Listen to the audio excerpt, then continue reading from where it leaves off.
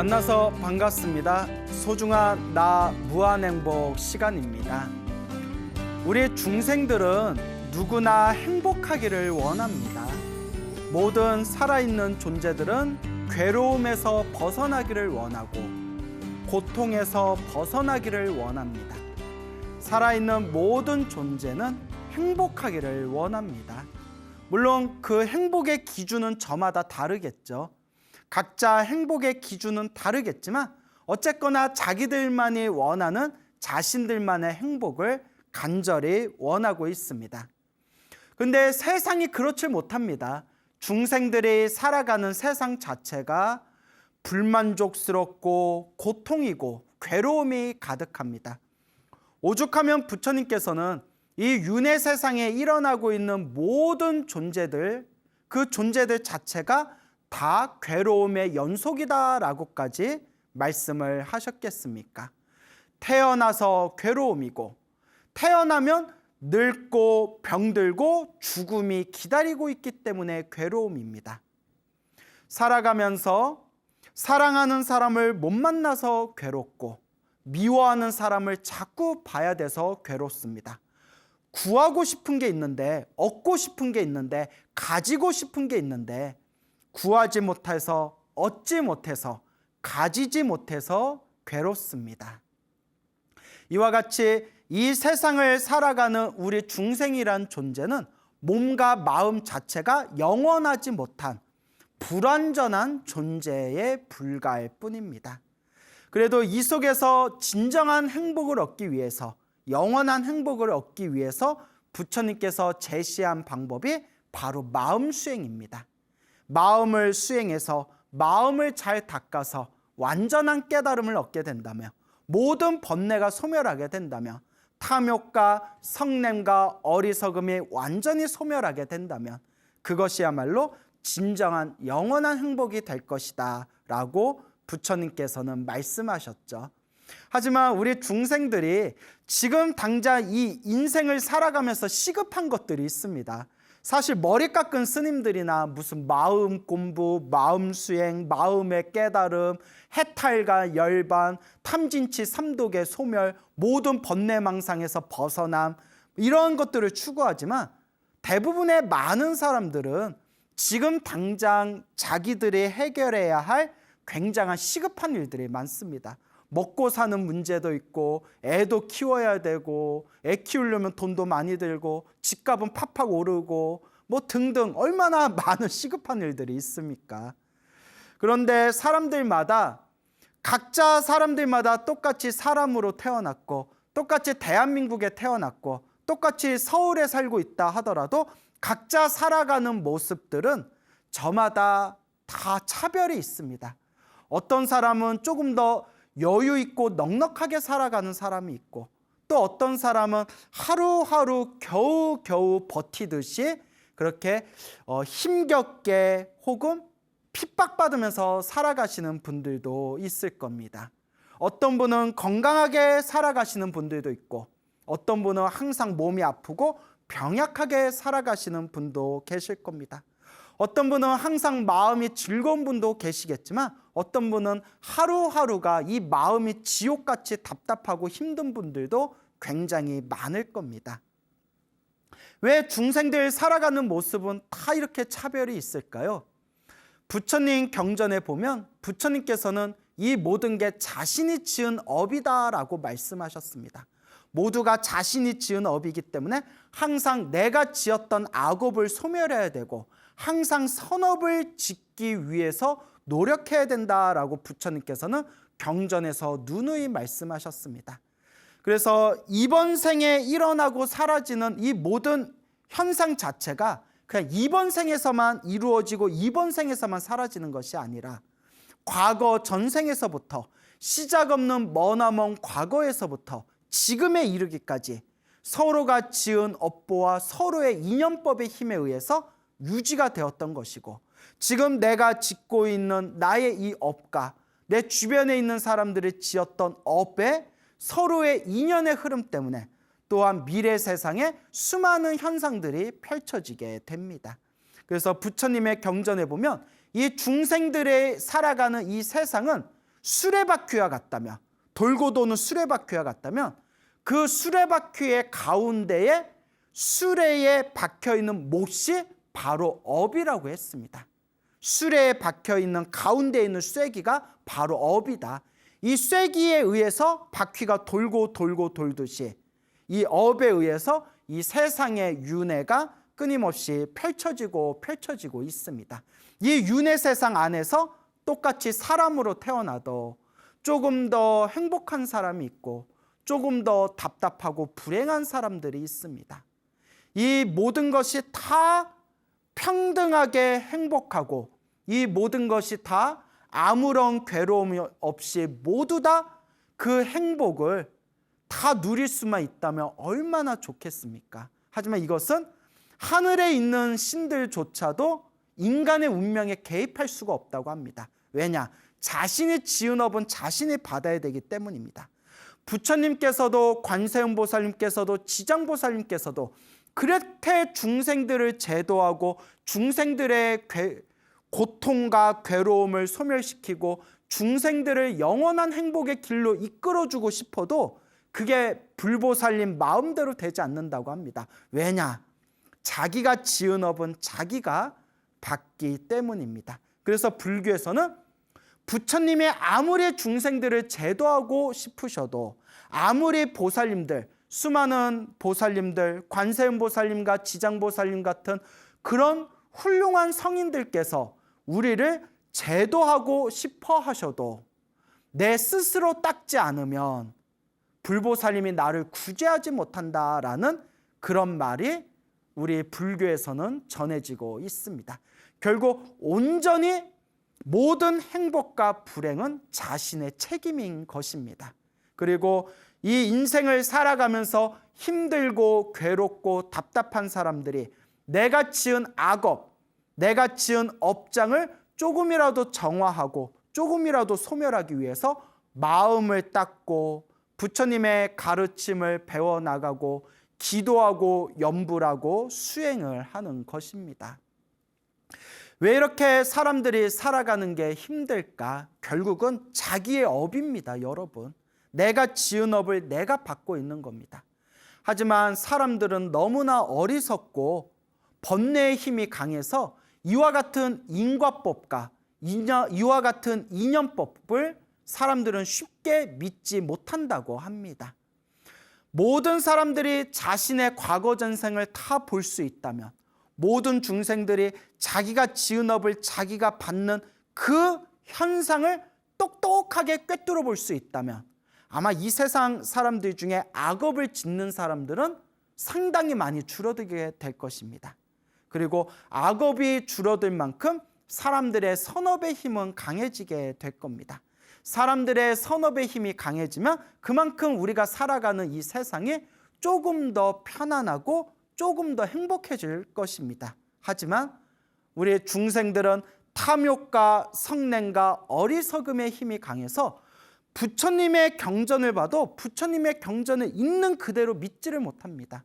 부처님의 가르침과 부처님의 말씀을 배워도 있는 그대로 받아들이질 못합니다.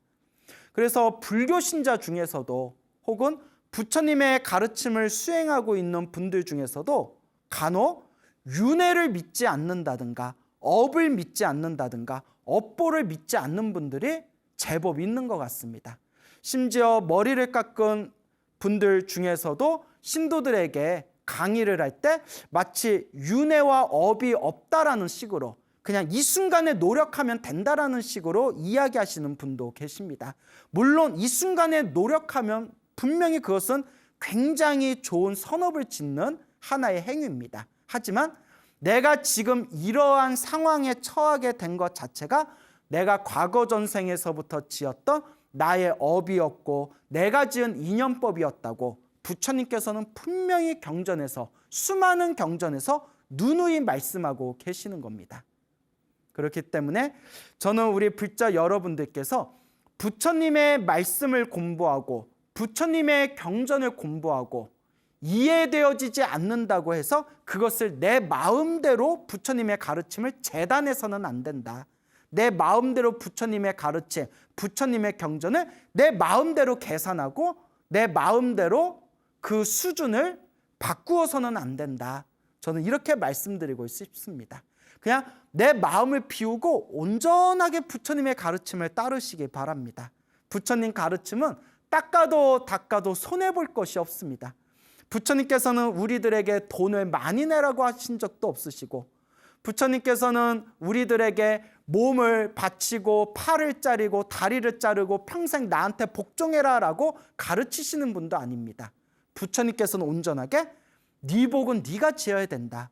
복과 선업과 공덕을 쌓아라. 네 마음을 잘 닦아라. 마음 닦는 법을 가르쳐 주신 게 바로 부처님의 법입니다. 그래서 부처님의 가르침을 온전히 잘 닦으면 오히려 좋으면 좋았지 손해볼 것이 없습니다. 그래서 저는 항상 불자분들에게 행복해지고 싶다면 행복해질 수 있는 원인을 지어라. 행복해지고 싶다면 행복이라는 열매가 열릴 수 있는 씨앗을 심어라. 그리고 행복해지고 싶다면 복과 선업과 공덕을 쌓아라.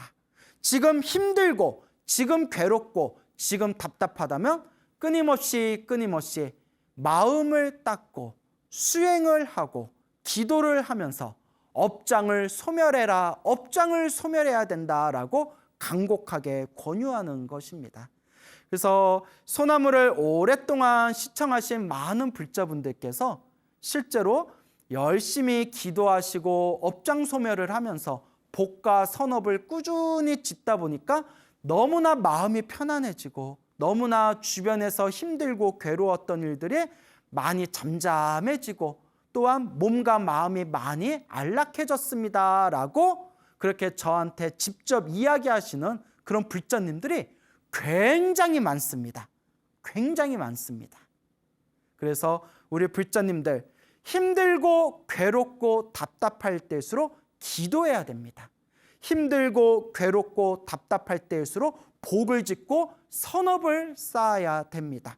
힘들고 괴롭고 답답할 때일수록 부처님의 가르침에 의지하고 내가 전생에 지은 업을 내가 지금 받고 있구나. 내가 지금부터라도 마음을 잘 쓰고 마음을 잘 닦고 선업과 공덕을 쌓아야 되겠다. 끊임없이 닦아 나아가셔야 됩니다.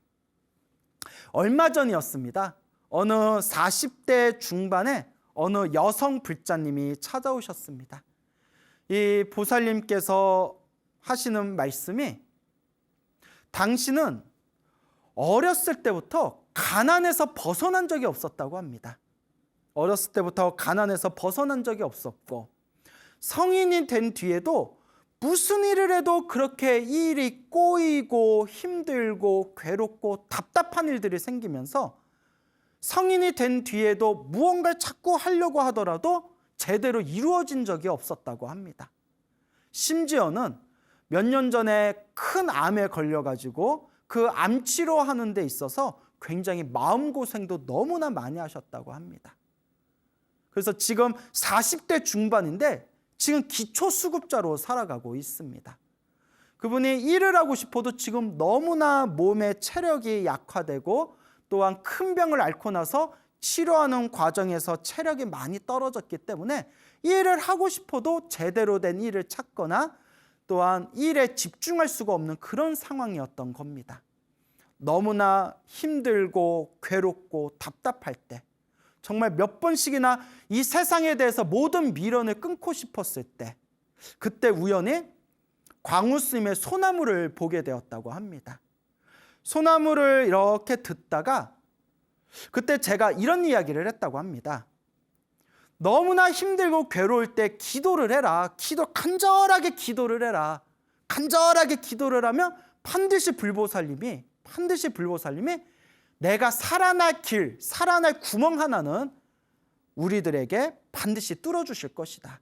모든 게 내가 지은 업이다 생각하고 업장을 소멸하는 마음으로 간절하게 기도를 해라. 그러면서 무슨 기도를 해야 될지 모르겠다면 관세음보살 보문품을 108번을 사경해라 라고 제가 이야기를 했다고 합니다. 아마 제가 평소에도 그런 이야기를 많이 합니다. 무슨 기도를 할지 모르겠어요 하는 분들한테 그러면 항상 관세음보살 보문품을 우리말 한글로 풀이된 거 108번을 사경하고 108번 사경하는 동안 계속 마음속으로 평상시에 관세음보살을 계속 많이 불러라. 그리고 꿈속에서 관세음보살님을 환하게 볼 정도가 되면 내 업장이 많이 소멸하고 있구나라고 이렇게 꿈의 무의식을 통해서 판단해 볼 수가 있다. 이제 아마 이런 이야기를 제가 했을 겁니다. 자, 이와 같이 제가 관세음보살 보문품, 그래서 줄여서 관음경이라고 합니다. 그 얇은 그 관음경을 108번 깨끗한 종이에다가 노트에다가 108번을 사경해라 라는 말을 듣고 그분이 시작을 하셨다고 합니다. 내가 이렇게 힘들고 괴롭고 답답하게 사는 것이 내가 전생에 지은 업이 많은가 보구나. 내가 저 스님 말처럼 108번 한번 사경해 보겠다. 그리고 시작을 하셨다고 합니다. 하는데 처음에는 열심히 쓰셨대요. 노트에다 쓰는데 한 번 쓰는데 2시간이 좀 넘게 걸리더랍니다. 한 번 쓰는데 2시간이 좀 넘게 걸리는데 어깨도 아프고 팔꿈치도 아프고 그리고 요 손가락이 쓰다 보면 막 힘이 드니까 자기도 모르게 막 힘이 세게 들어가지 않습니까?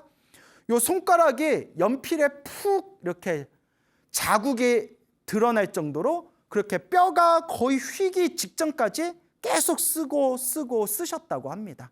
정말 대단하죠.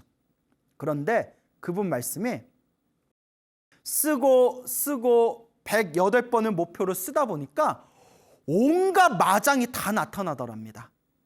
정말 미친 듯이 쓰기가 싫더래요. 여러분, 관세음보살 보문품 108번 쓰기가 절대 쉬운 게 아닙니다. 그러니까 이를 악물고 108번을 쓰기 때문에 그만큼 내 업장이 소멸될 수가 있는 거예요. 여러분 명심하세요. 내가 지은 업장은 그렇게 쉽게 소멸하는 게 아닙니다. 절에 몇 번 다녔다고 부처님 앞에서 108배 몇 번 했다고 부처님한테 쌀하고 물 좀 올렸다고 그런다고 업장이 금방 소멸될까요?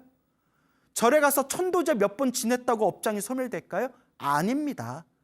탐욕과 성냉과 어리석음으로 알고 지었건 모르고 지었건 누군가에게 피해를 주고 탐욕과 성냉과 어리석음으로 가득한 삶을 살았던 시작 없는 옛적부터 전생에서부터 지었던 내 업보를 소멸하는데 그렇게 쉽게 업장이 소멸되고 그렇게 쉽게 업보가 소멸되는 게 아닙니다.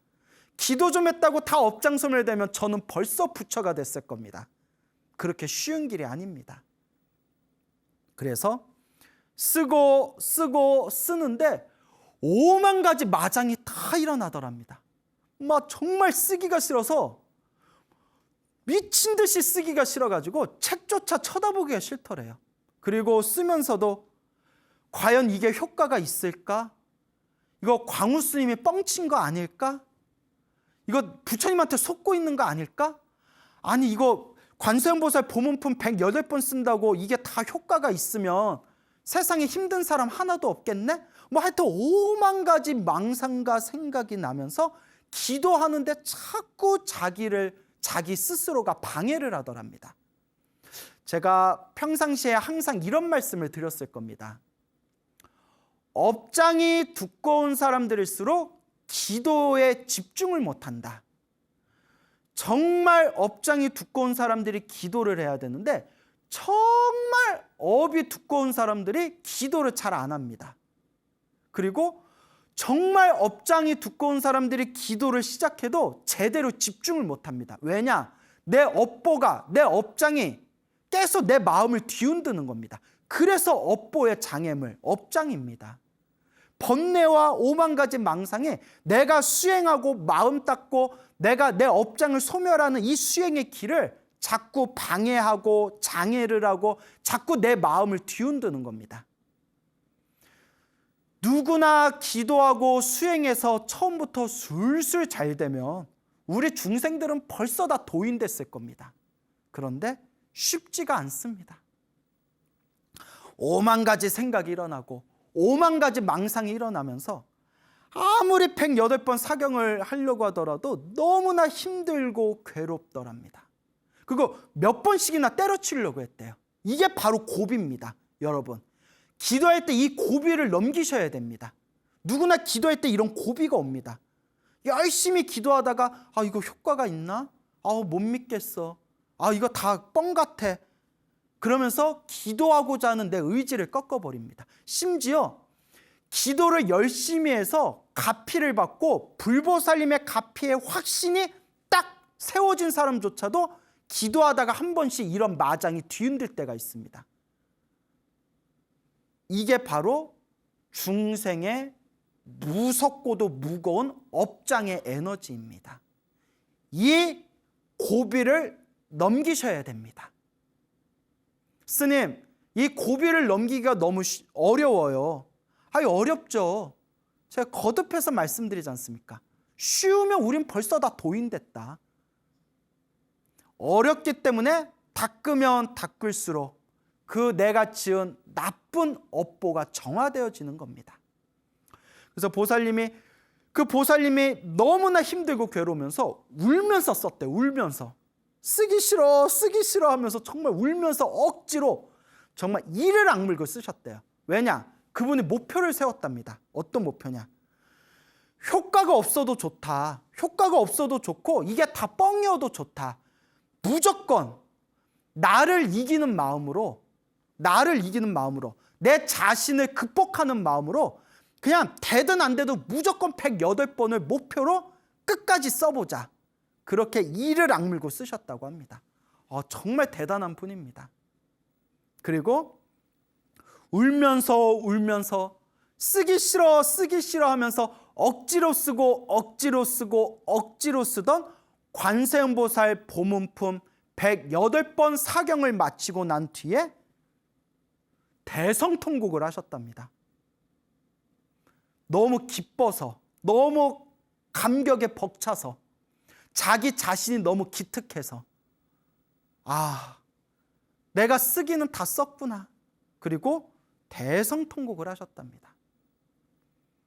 그래서 그분이 저를 만나 뵙고 싶다고 할 때 코로나 사태도 있고 또 제가 이것저것 바쁜 경황에 사람들을 좀 만나기가 어려울 때 그분이 108번 사경했다는 이야기를 듣고 제가 108번 사경했는데 스님 못 뵈더라도 상관은 없고 108번 사경한 이 책을 어떻게 해야 되겠습니까? 라는 그런 질문을 듣고 나서 내가 만나 뵈야겠다. 도대체 어떤 분이길래 108번을 사경하셨을까?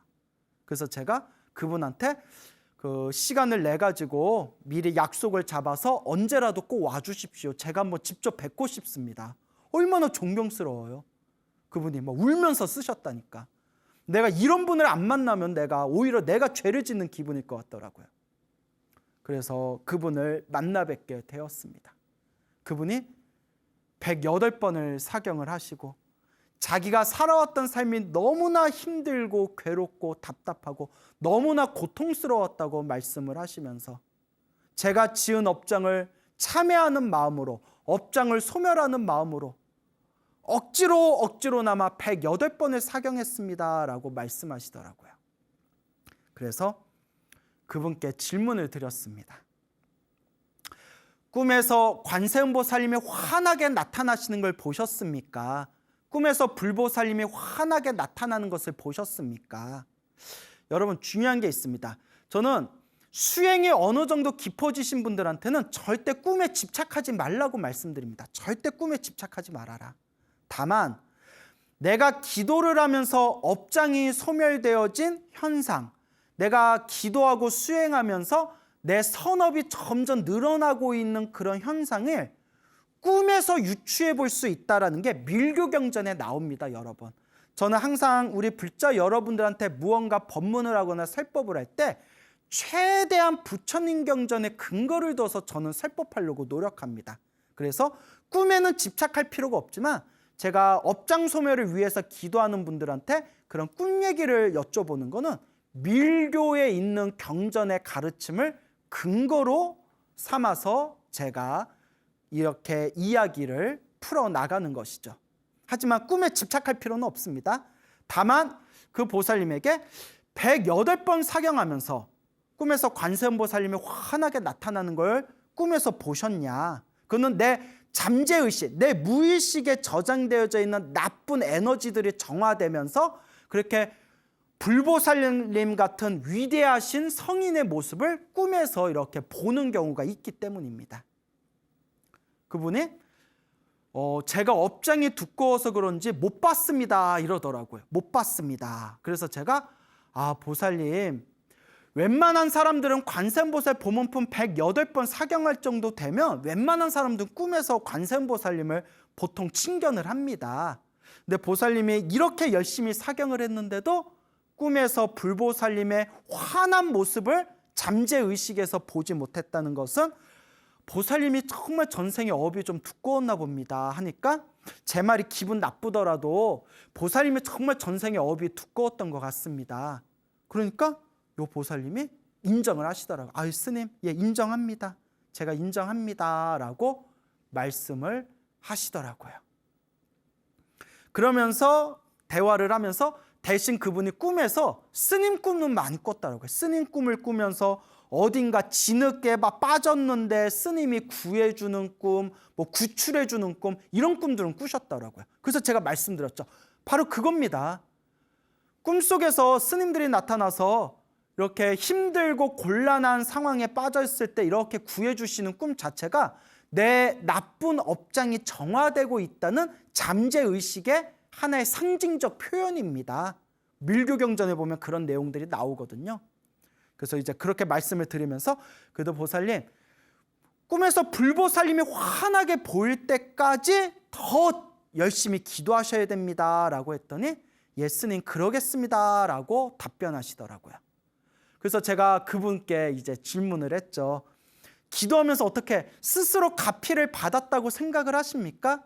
제가 평상시에 불자들한테 너무 힘들고 괴로울 때 관세음보살 보문품 108번을 쓰면 정말 내 힘들고 괴로운 게 점점 가라앉는 걸 느끼게 될 것이다 라는 이야기를 평소에 했는데 그걸 체험하셨습니까? 라고 여쭤보니까 그분의 말씀이 스님, 저는 이제 불보살님의 가피를, 불보살님의 은혜를 절대 의심하지 않습니다.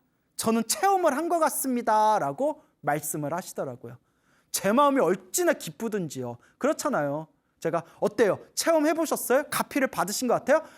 가피는 개뿔 그냥 오가피차나 마셨어요. 뭐 이래버리면 제가 얼마나 민망하겠어요.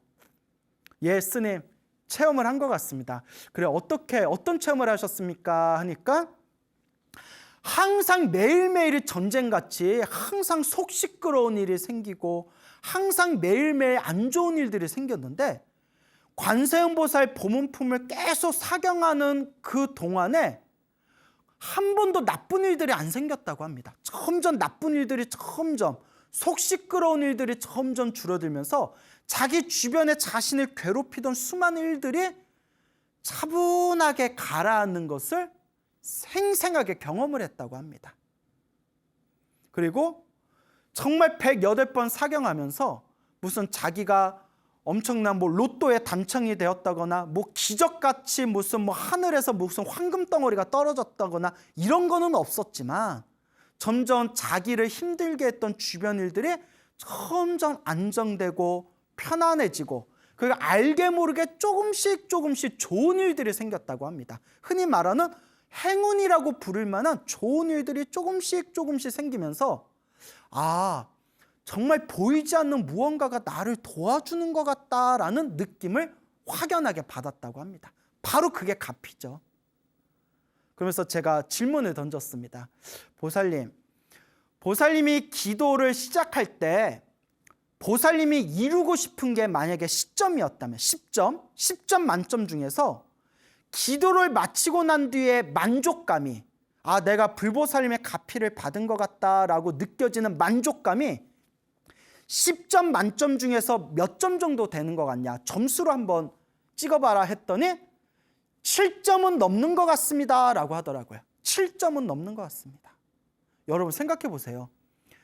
기도하기 전에 너무나 힘들고 괴롭고 답답한 사람이 자기가 기도를 하면서 얻고 싶은 만족감에 10점 만점 중에서 7점을 얻었다는 것은 그건 대단한 겁니다, 여러분. 70%의 확연한 만족감에 가피를 얻게 되었다. 그러니까 뭐 당장 눈에 보이는 엄청난 부귀영화를 누린 건 아니지만 자신을 힘들고 괴롭혔던 그런 상황들이 편안해지고 안정되는 것을 분명히 느끼고 그런 자그마한 어떤 자기를 도와주는 듯한 그런 행운의 징조를 확연하게 체험하였다라고 말씀하시더라고요. 그래서 제가 너무나 잘하셨습니다, 보살님. 108번 사경하는데 얼마나 힘드셨겠습니까? 정말 잘하셨습니다. 라고 칭찬을 드렸죠. 근데 그분이 아직도 업이 두꺼운 것 같더라고요. 전생에 도대체 어떤 업을 많이 지었는지 아직도 닦아야 될 게 많더라고요. 근데 다행히 그분이 그걸 인정하시더라고요. 예수님, 저는 좀 많이 닦아야 될 것 같습니다. 제가 제 업이 두껍다는 걸 인정합니다. 그래서 그분께서 선생님, 그래서 말인데 제가 앞으로 무슨 기도를 더 하면 되겠습니까? 라고 해서 보살님, 108번 관음경 사경할 정도면 이제 법화경 사경하십시오 라고 하면서 제가 한글로 풀이된 한글 법화경 두꺼운 걸 이렇게 드리면서 묻지도 말고 따지지도 말고 무조건 50번을 사경하십시오. 50번을 사경하십시오 라고 제가 신신당부를 드렸습니다. 그래서 그분이 예, 스님 숙제다 생각하고 50번 사경하겠습니다. 여러분, 법화경 그 두꺼운 거 50번 사경하기가 쉽지 않거든요. 한 10번만 사경해도 대단한 거예요. 근데 그분은 하시리라 믿습니다. 그래서 중간에 어떤 마장이 생기더라도 이 108번 관음경을 사경하던 그 마음으로 닦고 닦고 닦으면서 이 법화경 50번 사경하는 요 숙제를 잘 마치시기 바랍니다. 라고 제가 당부의 말씀을 드렸습니다.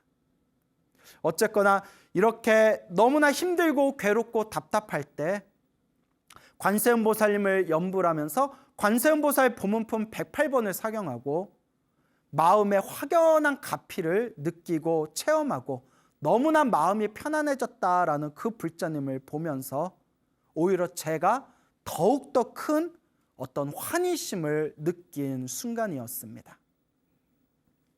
오래전 일입니다.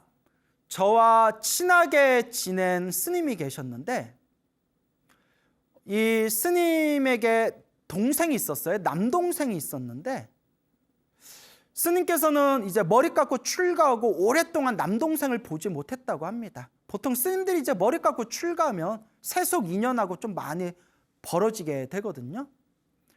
어느 날 소식을 들었는데 그 스님의 동생이 갑자기 세상을 떠났다고 합니다. 그래서 나중에 자초지종을 알아봤더니 그 칼에 찔려서 세상을 떠났다고 하더라고요. 그 강도를 만나서 뭐 이렇게 칼에 찔려서 세상을 떠났는데 좀 좋지 않은 얘기라서 자세히 말하기가 좀 그렇네요. 그래서 그렇게 좋지 못하게 세상을 떠난 남동생을 생각하니까 스님의 마음이 너무 울적한 겁니다.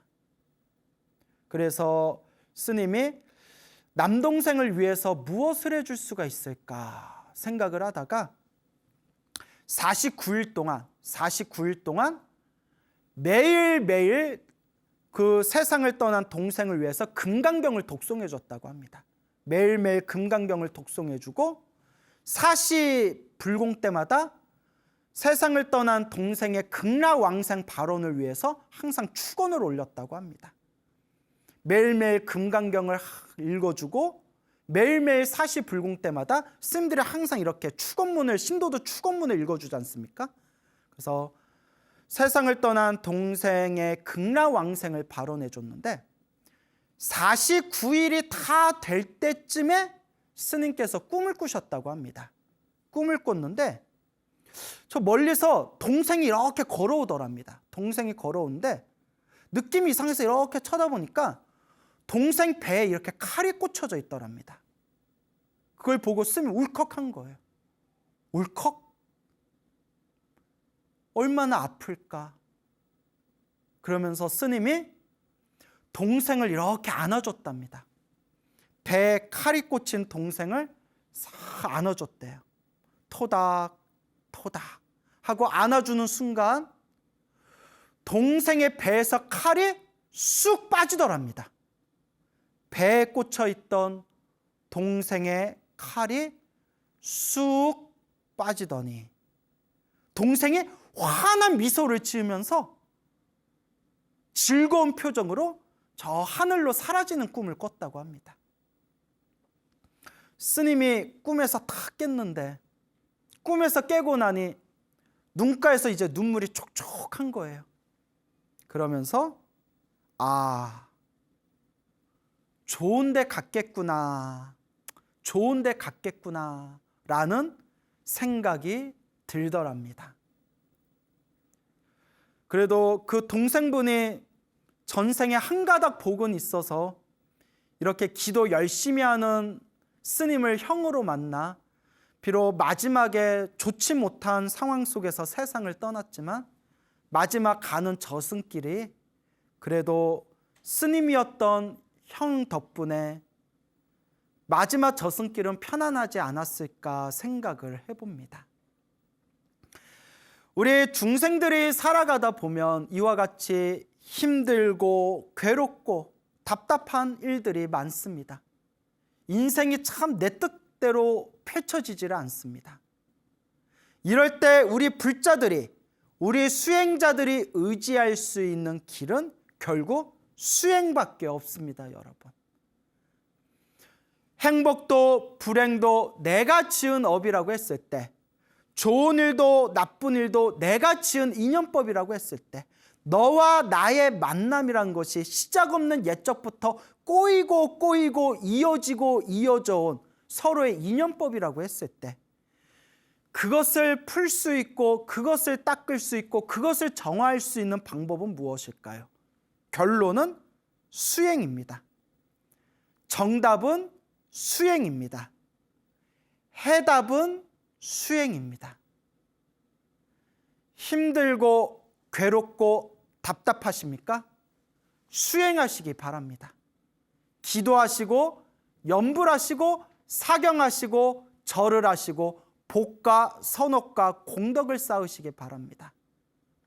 살아가면서 일어나는 모든 괴롭고 힘든 일이 생겼을 때 내가 더 닦아야 되겠구나, 내가 아직도 많이 부족하구나 라고 자신의 마음을 비추어 가면서 그렇게 닦아 나아가시기 바랍니다. 세상이 너무나 혼란스럽습니다. 이와 같이 혼란스러운 시대에 과연 우리 불자는 어떠한 마음을 가져야 할까요? 결국은 마음 수행입니다. 내 마음을 닦는 마음 공부야말로 이 혼란한 시대를 잘 헤쳐나갈 수 있는 가장 중요한 방법이 될 것입니다. 그래서 저는 불자분들에게 항상 이와 같이 요새 강조를 합니다. 여러분, 진정한 불자라면 무슨 기도를 하든 무슨 수행을 하든 마지막에 반드시 사홍서원을 발언하시기 바랍니다라고 제가 항상 강조드립니다. 우리 세상의 수많은 불자님들 중에서 절에 다니시는 분들 중에서 대부분 많은 불자님들은 자신의 개인적인 욕망만을 위해서 절에 다니시는 분들이 많습니다. 저 돈 많이 벌게 해주세요. 남편 사업 잘 되게 해주세요. 장사 잘 되게 해주세요. 우리 자식 잘 풀리게 해주세요. 평생 절에 다니면서 부처님한테 바라는 게 내 개인적인 욕망입니다. 이것은 진정한 불자가 아닙니다, 여러분. 그래서 항상 불자님들에게 제가 당부드리는 게 어떤 기도를 하든 부처님께 어떤 소원을 빌든 마지막에는 반드시 사홍서원으로 마무리해라. 사홍서원. 모든 중생을 제도하겠습니다. 모든 번뇌를 끊겠습니다. 모든 법문을 배우겠습니다. 반드시 불도를 이루게 했습니다.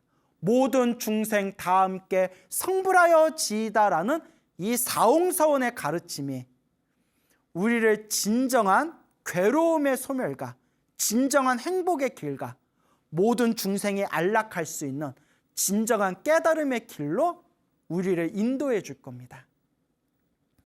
힘들고 괴롭고 답답한 세상에 유일한 정답은 수행입니다. 그리고 어떤 수행을 하든 항상 마음으로 사홍서원을 발언하는 불자가 되시기를, 그리고 사홍서원을 발언하는 불자를 이 우주법계 불보살님들이 다 함께 기뻐하시고 다 함께 칭찬하신다는 것을 꼭 명심하시길 바랍니다. 여러분, 행복해지고 싶습니까? 행복한 삶을 창조하고 싶습니까? 복을 지으십시오. 선업을 지으십시오. 공덕을 쌓으십시오. 복과 선업과 공덕의 힘이 여러분들을 진정한 행복의 길로 이끌어 줄 것입니다. 여러분, 성불하십시오.